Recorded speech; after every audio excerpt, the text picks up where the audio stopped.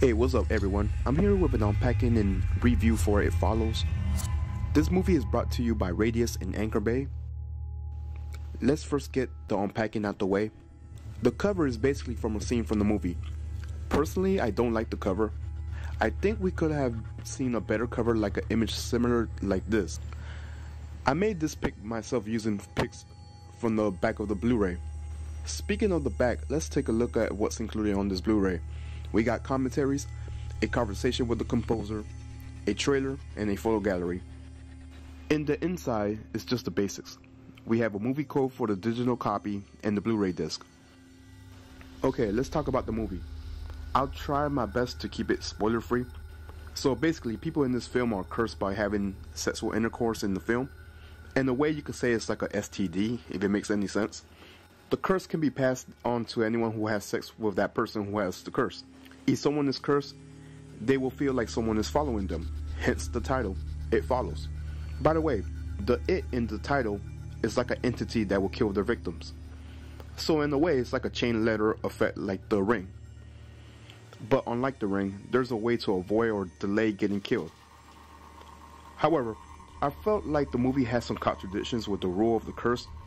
I also had some questions about the movie, as I thought there were some plot holes. For example, why is the boyfriend in the movie such an expert? Why does he know all these things? Why did he just leave her girlfriend hanging with the curse? How did the entity get up on the roof, and why? That's all I could say without mentioning spoilers. I truly enjoyed the cinematography, especially the pan-out dolly effect. They do that a lot in the film. The score in the movie was well composed by Disaster Piece. I also like the fact that the entity could be identified as anyone, and it also could be unpredictable, so there is no cheap jump scares. There also seems to be some symbolism that could be easily missed in the film.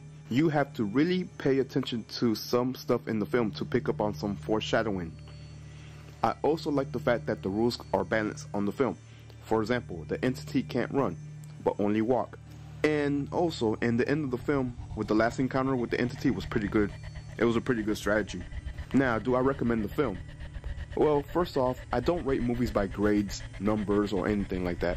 But I suggest if it's worth a purchase, a rental, or avoid it. For horror fans who love collecting movies, obviously this is a must-buy. For casual horror fans, definitely rent it. The reason I say this is because the movie is different, and I learned that not everyone likes different movies. For example, when I said Babadook was a good horror movie, some people felt it wasn't scary. Maybe because the movie was marketed as a monster movie, but really wasn't a monster movie. And to be honest, the movie wasn't supposed to be about the scare factor, but what the scare factor represented. Same thing goes for It Follows.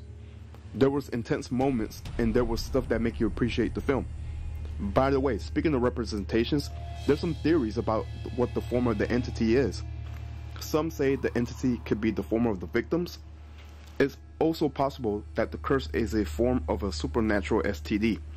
It's just some theories I thought I'd mention. I enjoy the movie. The movie isn't perfect, but it's definitely worth a watch. I won't be surprised if the film has a sequel, especially how the movie ended. Anyways, that's all I have for this film. If you like what you saw, make sure to comment, rate, and subscribe. Also, I have a video about the Babadook and VHS if you guys are interested as well. Anyways, I'm out. Peace.